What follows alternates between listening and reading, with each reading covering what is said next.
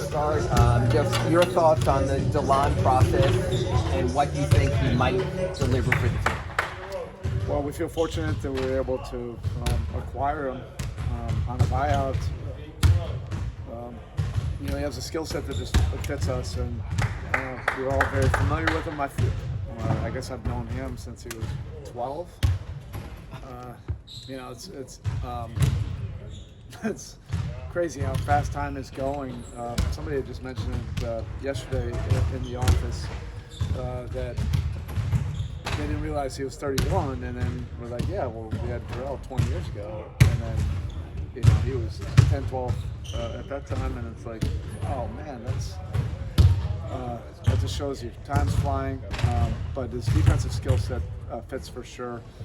He's a very good playmaker. He can set up offenses. He likes to get guys involved. Wayne played with him in Detroit. He's one of his favorite teammates.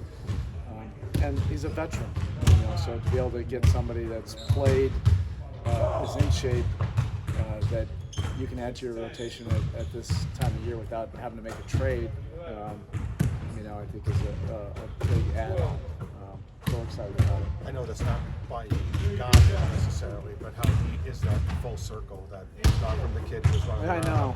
here? It really is amazing. During UD's week at his dinner, I bumped into Q Rich, and I was sitting at the table next to Joel the whole time, and Q's the one that brought it up. He's like, oh, Delon would be a great fit with you guys. When is this going to happen?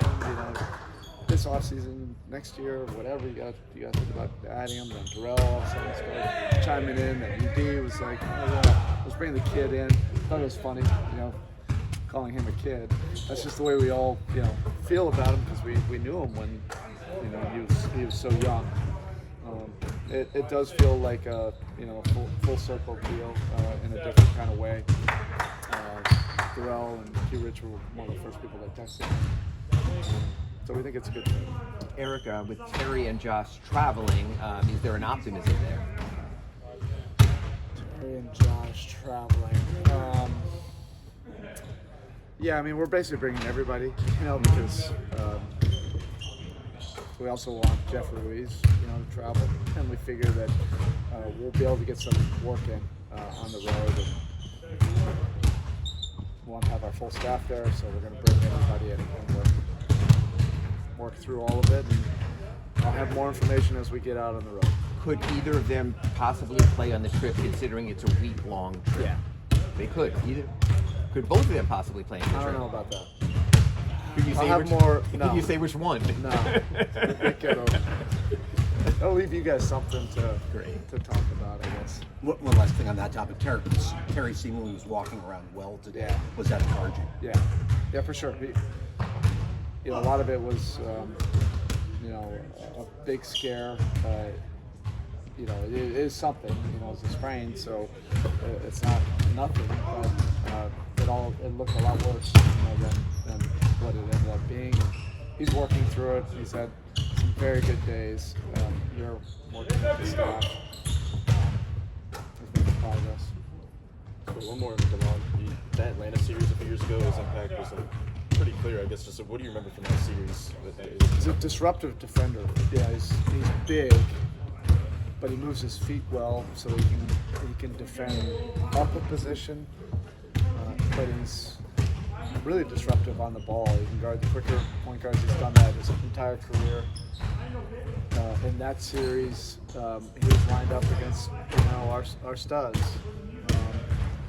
A lot of that was against Tyler, but he was one of their defensive stoppers, and he took on all those challenges. Not only in our series, but all year long with that Atlanta team. He was the guy they would put on 1 through 4 or 1 through 3, whoever the biggest threat was. You basically changed over that point guard spot completely mid-season. What's that process like at that position, given how important it is, kind of getting everybody acclimated? You probably love this answer. It is positionless, the way we've developed our offense. So I think we're able to probably do that quicker than most teams, to be able to transition and pivot. We've developed multiple ball handlers in the system, and part of that is you know, the versatility always helps you in the playoffs, but also it's the makeup of our roster. You want to maximize all the different kind of ball handlers, all the different guys that can put pressure on a defense or initiate offense for you in a different way. So I think, you know, we've been able to do that, you know, the last few weeks. You know, putting different guys in those kind of positions, and you know, I think it makes our offense a little bit more dynamic. Erik, with Jimmy coming back, you guys were playing really well last couple of weeks. Jimmy comes back and more talent. But we thought that Tyler says, okay, my role changes a little. What does winning basketball look with Jimmy and Tyler out there that you want to see? We got to win. Really? Like, look, we got to defend offensively. We have to play to our strengths, which we know what they are at this point. We know what our identity is, and ultimately, you know, the group, we have to bring out the best in each other. If we want to compete for, you know, the toughest prize in this business, guys have to maximize each other, and it does require a little bit of a sacrifice. And I use that term loosely. Ultimately, when you're competing for a title, you're not really sacrificing. You know, you're attacking something, you're going for something. This is not about just guys trying to feel like perfectly comfortable and in rhythm and getting all the shot opportunities they want. It's about what's best for the team. We have a lot of versatility, and we want to strike in all those different strength zones. We definitely have room for improvement offensively, so I think our guys are aware of that. You know, it's brought a little bit more clarity to just everybody throwing themselves into how we can make this offense, you know, better, you know, in the stretch run.